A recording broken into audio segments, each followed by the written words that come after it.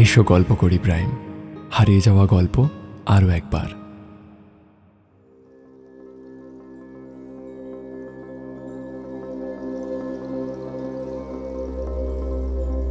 নমস্কার, আমরা এসো গল্প করি এবং আপনি শুনছেন এসো গল্প করি প্রাইম। আজ শুনবেন বিভূতিভূষণ বন্দ্যোপাধ্যায়ের লেখা যদু হাজরা ও শিখিধ্বজ। গল্প পাঠে ও বিভিন্ন চরিত্রে রিতম এবং বরেন। পর্ব পরিকল্পনা এবং আবহ নির্মাণে প্রীতম।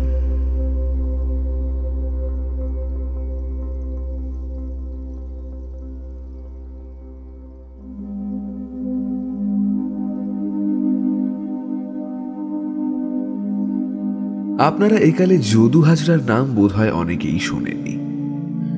আমাদের বাল্যকালে যদু হাজরার নাম কে না জানত। 24 পরগনা থেকে মুর্শিদাবাদ, আবার ওদিকে বর্ধমান থেকে খুলনার মধ্যে যেখানেই বাজারে বা গঞ্জে বড় বারোয়ারির আসরে যাত্রা হতো, সেই সব স্থানে 10-12 ক্রোশ পর্যন্ত যদু হাজরার নাম লোকের মুখে মুখে বেড়াত। কাঠের পুতুল চোখ মেলে চাইত যদু হাজরার নাম শুনলে। আচ্ছা, আপনারা কেউ কি যদু হাজরাকে নল দময়ন্তী পালাতে নলের পাঠ করতে দেখেননি? তাহলে বলবো, জীবনের বহু ভালো জিনিসের মধ্যে একটা সেরা ভালো জিনিস হারিয়েছেন। আমি কিন্তু দেখেছি। সে এক অদ্ভুত দিন আমার বাল্য জীবনে। তখন আমার বয়স হবে ওই 12 কি 13। আমাদের গ্রামের একটি নববিবাহিতা বধূর বাপের বাড়িতে কি একটা কাজ উপলক্ষে নববধূটিকে নৌকো করে তার বাড়িতে আমাকেই রেখে আসতে হবে এমন ঠিক হলো। পৌষ মাস, খুব শীত পড়েছে। বধূটি গ্রাম সম্পর্কে আমার গুরুজন, আমার সে 3-4 বছরের বড়ও বটে। দুজনে গল্পগুজব করতে করতে সারা পথ কাটালুম। তার বাপের বাড়ি পৌঁছে আমি কিন্তু পড়লুম একটু মুশকিলে। মস্ত বড় বাড়ি, উৎসব উপলক্ষে অনেক জায়গা থেকে আত্মীয় কুটুম্বের দল এসেছে। তারই মধ্যে দুটি শহর অঞ্চলের চালাক চতুর জ্যাঠা ছেলে আমার বড় অস্বস্তির কারণ হয়ে উঠল। আরও এত ছেলে থাকতে তারা আমাকেই অপ্রতিভ করে কেন যে এত আমোদ পেতে লাগলো, তা আমি আজও ঠিক বুঝে উঠতে পারিনি। একটি ছেলের বয়স ওই বছর 15 হবে, রং ফর্সা, ছিপছিপে, সিল্কের পাঞ্জাবি গায়ে। নাম ছিল যতীন। নামটা এখনো আমার মনে আছে। তা সে আমাকে বললে, কি পড়া হয়? আমি বললাম, মাইনর 2nd ক্লাসে পড়ি। বলো তো, হাঁচি মাইনাস কাশি কত? প্রশ্ন শুনে আমি তো অবাক। বাংলা স্কুলে পড়ি, মাইনাস কথাটার মানেই তখন জানি না। তাছাড়া এই কি অদ্ভুত প্রশ্ন। আমাকে চুপ করে থাকতে দেখে সে অমনি আবার জিজ্ঞাসা করল, বলো তো, হবগবলিন মানে কি? আমি ইংরেজি পড়ি বটে, কিন্তু সে তো সুশীল ও সুবোধ আব্দুলের গল্প, দারোয়ান ও জেলের গল্প, বড় জোর গুটি পোকা ও রেশমের গল্প। সেসবের মধ্যে তো এই অদ্ভুত কথাটা নেই। লজ্জায় লাল হয়ে বললুম, পারবো না। কিন্তু তাতেও আমার রেহাই নেই। ভগবান সেদিন লোক সমাজে আমাকে নিতান্ত হেয় প্রমাণিত করবার জন্যই বোধহয় যতীনকে ওদের বাড়িতে হাজির করেছিলেন। সে 2 হাতের আঙুলগুলো প্রসারিত করে আমার সামনে দেখিয়ে বলল, আচ্ছা, এতগুলো কলা যদি 1 পয়সা হয়, তবে বলো দেখি 5টি কলার দাম কত? আমি বিষণ্ণ মুখে ভাবছি ওর 2 হাতের মধ্যে ঠিক কতগুলো কলা ধরতে পারে। সে অমনি খিলখিল করে হেসে উঠে বিজ্ঞের ভঙ্গিতে ঘাড় নেড়ে আমার মাইনর স্কুলের 2nd ক্লাসে অর্জিত বিদ্যার অকিঞ্চিত করত্ব প্রতিপন্ন করলে। তারপর থেকে আমি তাকে ভয়ে ভয়ে এড়িয়ে চলতে লাগলাম। বয়স তার আমার চেয়ে বেশিও বটে, শহর অঞ্চলের ইংরেজি স্কুলে পড়েও বটে। দরকার কি ওর সঙ্গে মিশে? তাছাড়া চৌমাথার মোড়ে দাঁড়িয়ে আমি আর কত অপমানই বা সহ্য করি? কিন্তু সে আমায় যতই জ্বালাতন করুক, জীবনে সে আমার একটা বড় উপকার করেছিল। সেজন্য আমি তার কাছে চিরকাল কৃতজ্ঞ। সে যদু হাজরার অভিনয় আমাকে দেখিয়েছিল। সন্ধ্যার কিছু আগে এসে আমায় বললে, এই কি নাম তোমার? রায়গঞ্জের বাজারে বারোয়ারি হবে, শুনতে যাবে? রায়গঞ্জ ওখান থেকে প্রায় 2.5 ক্রোশ পথ, হেঁটেই যেতে হবে। কিন্তু যাত্রা শোনবার নামে আমি এত উত্তেজিত হয়ে উঠলাম যে ওই দীর্ঘ পথের সাহচর্যে অতিক্রম করবার যন্ত্রণার দিকটা একেবারেই মনে পড়ল না। তথাপি সারা পথ যতীন ও তার দলের তারই বয়সী জন কয়েক ছোকরা অশ্লীল কথাবার্তায় ও গানে আমাকে নিতান্ত উত্তপ্ত করে তুলল। আমি যে বাড়ির আবহাওয়ায় মানুষ, আমার বাবা মা জ্যাঠামশাই সকলেই নিতান্ত বৈষ্ণব প্রকৃতির। প্রায় আমারই বয়সী ছেলের মুখে ওরকম টপ্পা ও খেউর শুনে আমার অনভিজ্ঞ বালক মনের নীতিবোধ ক্রমাগত ব্যথা পেতে লাগল। ওরা কিন্তু আমায় রায়গঞ্জের বাজারে পৌঁছেই একেবারে রেহাই দিলে। সেই অপরিচিত জনসমুদ্রে আমায় একা ফেলে ওরা যে কোথায় অদৃশ্য হয়ে গেল আমি কোনো সন্ধানই করতে পারলাম না। যাত্রা বোধ হয় রাতে, তখন সবে সন্ধে হয়েছে। বারোয়ারির খুব বড় আসর, অনেক ঝাড় লণ্ঠন টাঙিয়েছে, বাঁশের জাফরির গায়ে লাল নীল কাগজের মালা ও ফুল। আসরের চারিধারে রেলিং দিয়ে ঘেরা। রেলিংয়ের মধ্যে বোধহয় ভদ্রলোকদের বসবার জায়গা, বাকি বাইরে বাজে লোকদের। রায়গঞ্জের বাজারে জীবনে আরো 2-1 বার বাবার সঙ্গে এর আগে যে এসেছি এমনটা নয়, কিন্তু এখানে না আমি কাউকে চিনি না আমাকে কেউ চেনে। রেলিংয়ের ভেতরের জায়গা আমার মতো ছোট ছেলেকে কেউ দিলে না। আমিও সাহস করে তার মধ্যে ঢুকতে পারলাম না। বাইরে বাজে লোকদের ভিড়ের মধ্যে ঠেসাঠেসি করে ইট পেতে বসতে গেলুম বটে, কিন্তু তাতেও নিস্তার নেই। বারোয়ারির মুরব্বী পক্ষের লোকেরা এসে আমাদের সে জায়গা থেকে উঠিয়ে দিয়ে সেখানে বিশিষ্ট লোকদের জন্য বেঞ্চি আনিয়ে পাঠিয়ে দেয়। তারপর আবার যেখানে গিয়ে বসি সেখানেও কিছুক্ষণ পরে সেই অবস্থা। অতি কষ্টে আসরের কোণের দিকে দাঁড়াবার জায়গা কোনো মতে খুঁজে নিল। অন্যান্য বাজে লোকেদের কি কষ্ট, তারা প্রায়ই চাষাভূষো লোক। 5-6 ক্রোশ দূর থেকে পর্যন্ত অনেকে মহা আগ্রহে যাত্রা শুনতে এসেছে। এই শীতে তারা কোথাও বসবার জায়গা পায় না, কেউ তাদের বসবার বন্দোবস্তও করে না। স্টেশন মাস্টার বাবু, মালবাবু, কেরানি বাবু ও পোস্ট মাস্টার বাবুদের যত্ন করে বসাতে সবাই মহা ব্যস্ত। যাত্রা আরম্ভ হলো। নল দময়ন্তীর পালা। একটু পরেই যদু হাজরা নল সেজে আসরে ঢুকতেই তখন হাততালির রেওয়াজটা ঠিক ছিল না, চারিদিক থেকে হরিধ্বনি উঠল। অত বড় আসর মন্ত্রমুগ্ধ বৎ স্থির ও নীরব হয়ে গেল। আমি যদু হাজরার নাম কখনো এর আগে শুনিনি, এই প্রথম শুনলাম। মুগ্ধ হয়ে চেয়ে রইলুম। শ্যামবর্ণ সুপুরুষ, বয়স তখন বোঝবার ক্ষমতা হয়নি। 30 হতে পারে, আবার 50 হতে পারে, কিন্তু কি কথা বলবার ভঙ্গি, কি চোখ মুখের ভাব, কি হাত পা নাড়ার ঢং! আমার 11 বছরের জীবনে আর কখনো এমনটি দেখিনি। ভিড়ের কষ্ট যেন ভুলে গেলুম। খেয়ে বেরোয়নি, খিদেতে পেটের মধ্যে যেন বোলতায় হুল ফোটাচ্ছে, সে কথাও ভুলে গেলুম। যাত্রা থেমে গেলে এত রাতে এক অজানা স্থানে শীতে কোথায় যাব সেসব কথাও ভুলে গেলুম। পঞ্চদেবতা পঞ্চ নল রূপে দময়ন্তীর স্বয়ংবর সভায় এসে বসেছেন।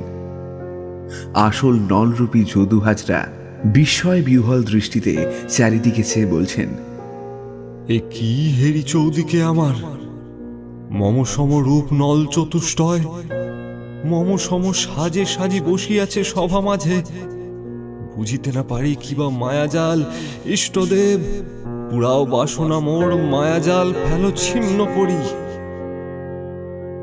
এমন সময় বরমালা হস্তে দময়ন্তী সভায় প্রবেশ করতেই নল বলে উঠলেন, দময়ন্তী, মনে পড়ে হংসী মুখে আনন্দ বার্তা, এ আমি নল রাজা বসি স্তম্ভ পাশে।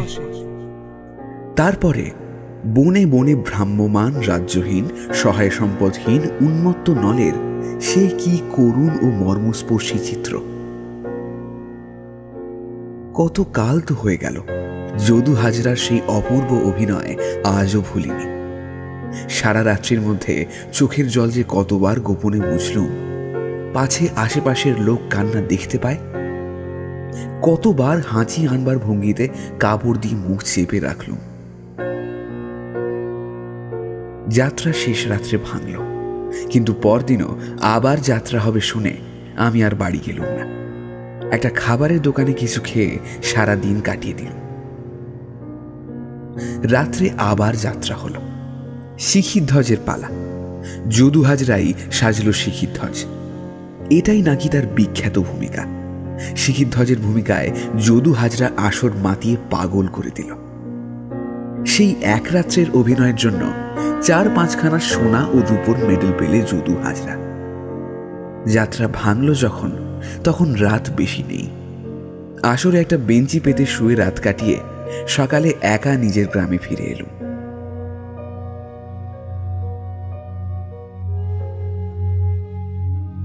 তারপর কয়েক বছর কেটে গিয়েছে।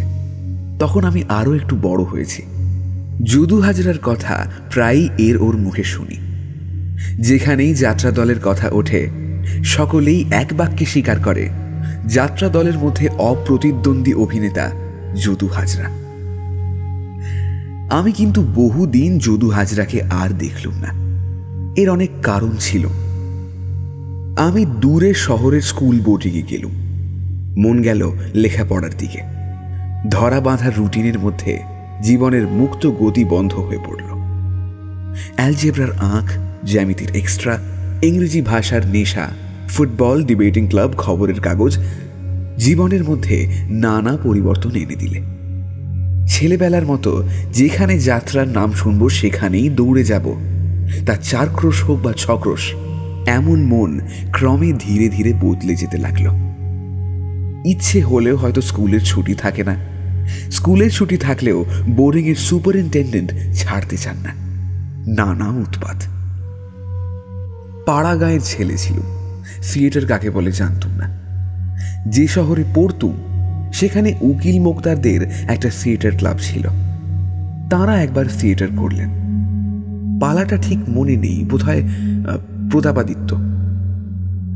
ভাষা ও ঘটনার বিন্যাসে থিয়েটারের পালা আমাকে মুগ্ধ করল। ভাবলুম যাত্রা এর চেয়ে ঢের খারাপ জিনিস। প্লটের এমন বাঁধনি তো যাত্রার পালাতে নেই। তারপর অনেকবার উকিলদের ক্লাব থিয়েটার দেখলুম। ছেলেবেলার মন ধীরে ধীরে বদলাতে শুরু করেছে। বাজারে যাত্রা হলো বারোয়ারির সময়, কলকাতার দল, কিন্তু তাতে আগেকার মতো আনন্দ পেলাম না। তারপর কলকাতায় এলুম। তখন নতুন মতের অভিনয় সবে কলকাতায় শুরু হয়েছে। বড় বড় বহু বিখ্যাত নটদের অভিনয় দেখবার সুযোগ জীবনে এই প্রথম ঘটল। তাদের নানা পালাতে নানা অভিনয় দেখলুম। বিলিতি ফিল্মে বিশ্ববিখ্যাত নটদের অভিনয় অনেক দিন ধরে দেখলুম। মানুষ ক্রমে ক্রমে বিজ্ঞ হয়। উকিল মুক্তারদের প্রধান অভিনেতা গুরুদাস, যাকে এতকাল মনে মনে কত বড় বলে ভেবে এসেছি, এখন তার কথা ভাবলে আমার হাসি পায়। আরো কয়েক বছর কেটে গেল।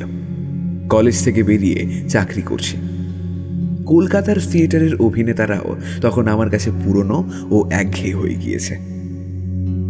থিয়েটার দেখাই দিয়েছি ছেড়ে। ফিল্ম সম্বন্ধেও তাই। খুব নামজাদা অভিনেতা না থাকলে সে ছবি দেখতে যাইনি। যাদের অভিনয় দেখে মুগ্ধ হয়েছি একদিন, এখন তাদের অনেকেরই সম্বন্ধে মত বদলেছে। এই যখন অবস্থা, তখন কি একটা ছুটিতে বাড়ি গিয়ে শুনি দেশে বারোয়ারি। শুনলুম কলকাতা থেকে বড় যাত্রার দল আসছে। এক রাত্রির জন্য 150 টাকা নিয়েছে। এমন দল নাকি এ দেশে আর কখনো আসেনি।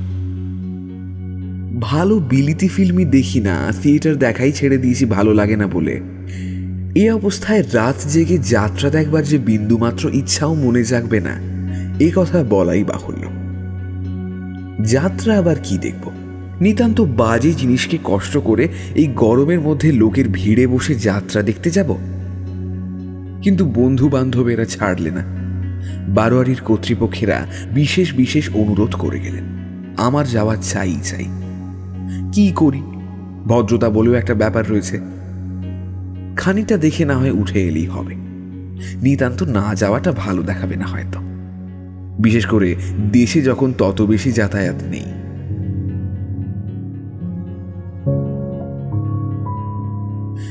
সন্ধ্যার সময় যাত্রা বসল। যাত্রা জিনিসটা দেখিনি অনেক কাল। দেখে বুঝলুম সেকেলের যাত্রা আর নেই। জুড়ির গান, মেডেলধারী বেহালাদারদের দীর্ঘ কসরত এসব অতীত ইতিহাসে পরিণত হয়েছে। সলমা চমকির কাজ করা সাজ পোশাকও আর নেই। কলকাতার থিয়েটারের হুবহু অনুকরণ যেমন সাজ পোশাকে, তেমনি তরুণ অভিনেতাদের অভিনয়ের ঢঙে। এমনকি কয়েকজন অভিনেতার বলবার ধরন, মুখের ভঙ্গি ও হাত পা নাড়ার কায়দা পর্যন্ত কলকাতার স্টেজের কোনো কোনো নামজাদা বিশিষ্ট অভিনেতার মতো। দেখলুম আসরের শ্রোতার দলের মধ্যে যারা তরুণ বয়স্ক, তাদের কাছেই এরা পেলে ঘন ঘন হাততালি। কেউ কেউ বললে, ও কি চমৎকার নকলই করেছে, হ্যাঁ, কলকাতার স্টেজের অমুককে বাস্তবিক দেখবার জিনিস বটে। এমন সময় আসরে ঢুকলো একজন মোটা, কালো ও বেঁটে লোক। কিসের পাটে তা আমার মনে নেই। লোকটির বয়স 60-এর উপর হবে, তবে স্বাস্থ্যটা ভালো। কেউ তার বেলা একটি হাততালিও দিলে না, যদিও সে দর্শকদের খুশি করার জন্য অনেক রকম মুখের ভঙ্গি করলে, অনেক হাত পা নাড়লে। আমার সঙ্গে একদল স্কুলের ছেলে বসেছিল। তাদেরই মধ্যে একজন বলে উঠল, হে, এই বুড়োটাকে আবার কোথা থেকে জুটিয়েছে? ইস, দেখতে যেন একটা পিপে, আবার অ্যাক্টিং করছে দেখো না, ঠিক যেন সং। পাশের আরেকজন প্রৌঢ় ভদ্রলোক বললেন, কি বলছো? ও এককালে খুব নামজাদা অ্যাক্টর ছিল হে, তোমরা তখন জন্মাওনি। ওর নাম যদু হাজরা। আমি হঠাৎ ভদ্রলোকের মুখের দিকে চাইলুম, তারপর একবার বৃদ্ধ অভিনেতাটির দিকে চাইলুম। বাল্যদিনের একটা ঘটনা আমার মনে পড়ে গেল। সেই কনকনে শীতের রাত্রি, সেই শহুরে ভেঁপো ছেলেদের সঙ্গ। তারা আমাকে ফেলে কোথায় পালালো। তারপর বাড়ি থেকে অনেক দূরে এক অপরিচিত গঞ্জের বারোয়ারি আসরে ময়রার দোকানে খাবার খেয়ে আমার সেই একা বিদেশে দুদিন কাটানো। সেই রাত্রে যার অভিনয় দেখে আমার বালক মন মুগ্ধ, বিস্মিত, উত্তেজিত হয়ে উঠেছিল, এই সেই যদু হাজরা। একসময় তার যে ধরনের মুখভঙ্গি দেখে ও কথাবার্তার উচ্চারণ শুনে দর্শকেরা আনন্দে উন্মত্ত হয়ে উঠত, আজও যদু হাজরা সেই সব হুবহু করে যাচ্ছে আমারই চোখের সামনে। অথচ দর্শকেরা খুশি নয় কেন? খুশি তো দূরের কথা, তাদের মধ্যে অনেকে ব্যঙ্গ বিদ্রুপ করছে কেন? বসে বসে এই কথাটাই ভাবলুম। মন যেন কেমন বিষণ্ণ হয়ে উঠল। অপর লোকের কথা কি, আমারই তো যদু হাজরার হাবভাব হাস্যকর ঠেকছে। কেন এমন হয়? বাল্যদিনের সেই যাত্রার আসরে একেই আমি দেখেছিলাম। এর সেই অভিনয় এখনো স্পষ্ট মনে আছে। বিশ্বাসঘাতক সেনাপতির সঙ্গে রাজার কনিষ্ঠ পত্নী ভ্রষ্টা। রাজা একদিন দুজনকে নির্জনে প্রেমালাপে নিমগ্ন দেখতে পেয়ে স্তম্ভিত হয়ে গেলেন। কি ভেবে বললেন, ওহে মধুচন্দা, আমি প্রৌঢ়, তুমি তরুণী। এই বয়সে তোমায় বিয়ে করে আমি ভুল করেছি। তোমায় আমি এখনো ভালোবাসি, প্রাণে মানব না। তোমরা দুজনে আমার চোখের সামনে প্রেমিক প্রেমিকার মতো হাত ধরাধরি করে চলে যাও, কিন্তু আমার রাজ্যের বাইরে আর কখনো যেন তোমাদের মুখ না দেখি। ওরা ধরা পড়ে দুজনে ভয়ে ও লজ্জায় সংকুচিত হয়ে পড়েছে। রাজার সামনে এই কাজ কেমন করে করবে? হাত ধরাধরি করে কেমন করে যাবে? এমন সময় রাজা তলোয়ার খুলে বললেন, চলে যাও তোমরা, নইলে দুজনকেই কেটে ফেলবো। ঠিক ওইভাবেই যাও। শেষে তারা তাই করতেই বাধ্য হল। রাজা স্থির দৃষ্টিতে তাদের দিকেই চেয়েছিলেন। তারা যখন কিছু দূর চলে গিয়েছে তখন তিনি হঠাৎ উদ্ভ্রান্তের মতো মুক্ত তলোয়ার হাতে হা হা হা রবে একটা চিৎকার করে তাদের দিকে ছুটে গেলেন। সঙ্গে সঙ্গে তারাও আসরের বাইরে চলে গেল। এখনো মনে আছে রাজার সেই চমৎকার ভঙ্গিতে তার হতাশ হাহার রবের মধ্যে এমন একটা ট্র্যাজিক সুর ছিল যে আসর শুদ্ধ দর্শককে তা বিচলিত করেছিল। আমি তখন নিতান্তই বালক, কিন্তু আমার মনে সেই দৃশ্যটি এমন গভীর দাগ দিয়েছিল যে এই এত বয়সেও তা ভুলতে পারিনি।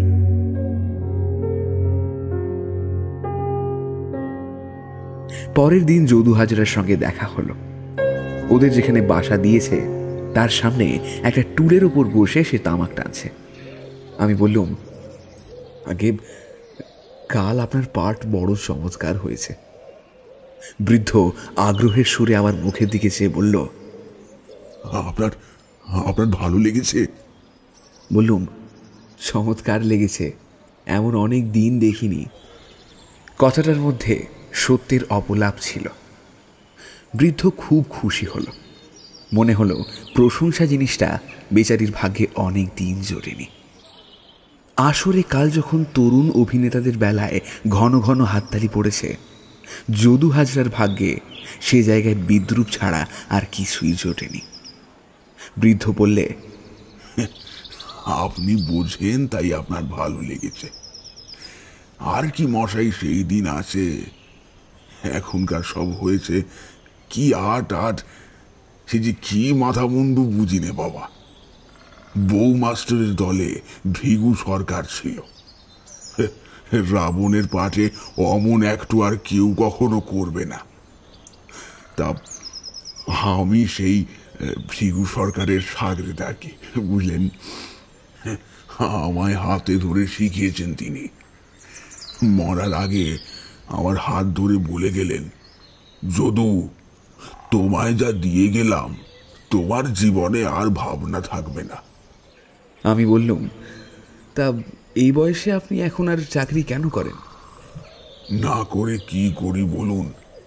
বড় ছেলেটি উপযুক্ত হয়েছিল, আজ বছর 2 হলো কলেরায় মারা গেল। তার সংসার আমার উপরেই। নাতনিটির বিয়ে দিতে হবে আর কিছুদিন পরেই। পয়সা আগে যা রোজগার করেছি হাতে রাখতে পারিনি। এখন আর তেমন মাইনেও পাইনি। 150 টাকা পর্যন্ত মাইনে পেয়েছি এক সময়।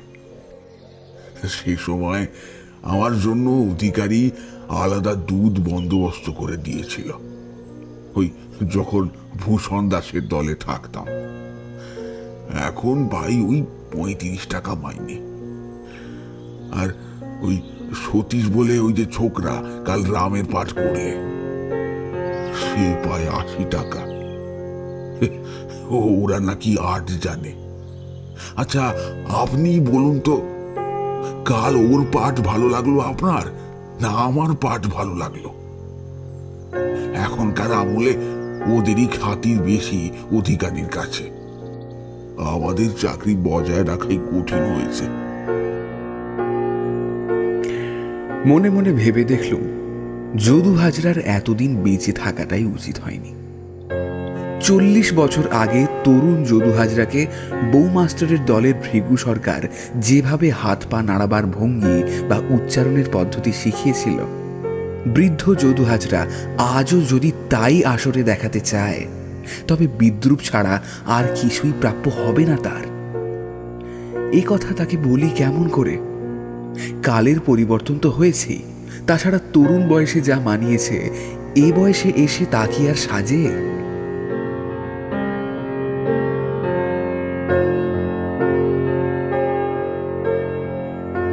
এই ঘটনার বছর 5-6 পরে নেবুতলার গলি দিয়ে যাচ্ছি, একটা বেনেতি মশলার দোকানে দেখি যদু হাজরা বসে আছে।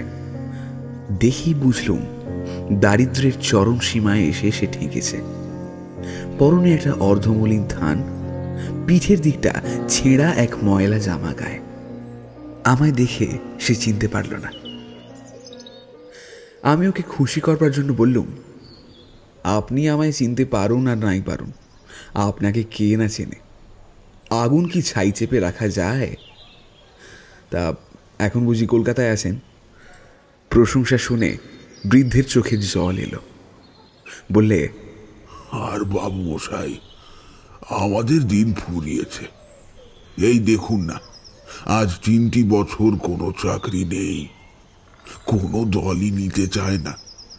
বলে আপনার বয়স হয়েছে হাজরা মশাই, এ বয়সে আপনার চাকরি করে আর পোষাবে না। আসল কথা, আমাদের আর কেউ চায় না। ভালো জিনিসের দিন আর নেই বাবু মশাই। এখনকার কালে সবই হয়েছে মেকি।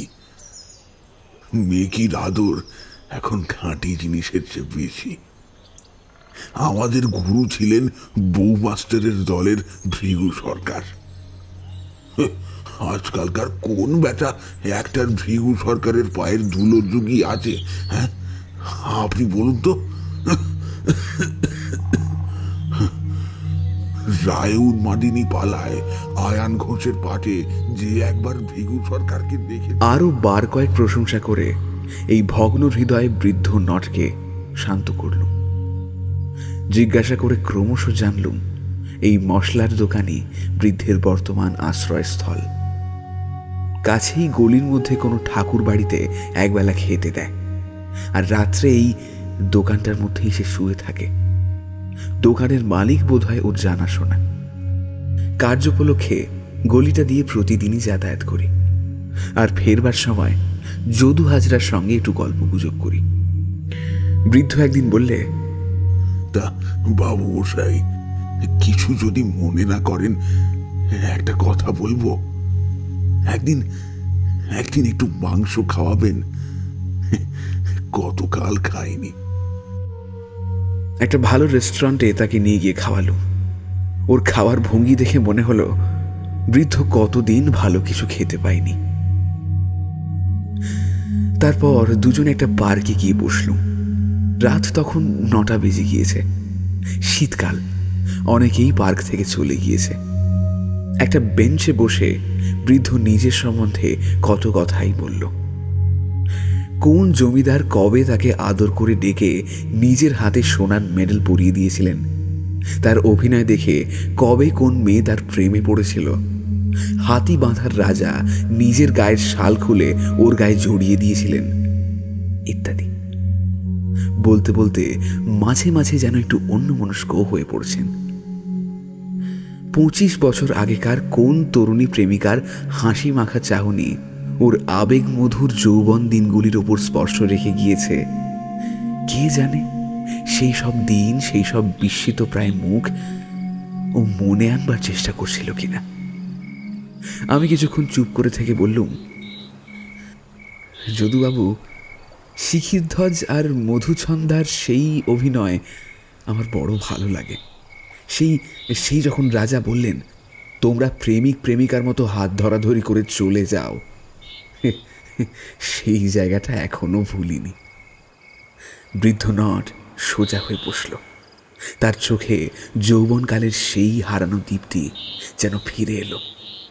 সে বললে, ও ও, সে কতকালের কথা যে। সেই পালা গিয়েছি প্রসন্ন নিয়োগীর দলে থাকতে। দেখবেন, করে দেখাবো। আমি উৎসাহ সুরে বললাম, মনে আছে আপনার? তাহলে একবার দেখান না। ভাগ্যে পার্কে তখন আর বিশেষ কেউ ছিল না। বৃদ্ধ উঠে দাঁড়ালো। আমি হলুম মধুছন্দা। ও নিজের পাঠ বলে যেতে লাগলো। দেখলুম কিছুই বলেনি।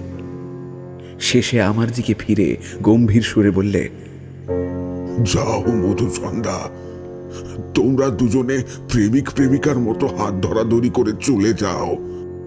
তারপর আমি কয়েক পা এগিয়ে যেতেই বৃদ্ধ তার সেই পুরনো ট্র্যাজিক সুরে হা হা করে আমার দিকে উদ্ভ্রান্তের মতো ছুটে এলে। সত্যি সত্যি কি অপূর্ব সেই সুর, কি অপূর্ব ভঙ্গি! ভগ্ন হৃদয় নট তার জীবনের সমস্ত ট্র্যাজেডি ওর মধ্যেই ঢেলে দিলে, যেন সত্যি ও ভগ্ন হৃদয় প্রৌঢ় রাজার শিখির ধ্বজ। অবিশ্বাসিনী মধুচন্দা ওকে উপেক্ষা করে তার তরুণ প্রেমিকের সঙ্গে হাত ধরাধরি করে চলে গেল। অল্প কয়েক মুহূর্তের জন্য বৃদ্ধ যদু হাজরা 30 বছর আগেকার সেই তরুণ নট যদু হাজরাকেও ছাড়িয়ে গেল।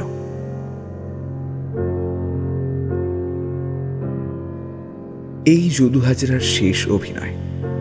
এর মাসখানেক পর একদিন নেবুতলায় সেই মশলার দোকানটাতে খোঁজ করতে গিয়ে শুনলাম সে মারা গিয়েছে।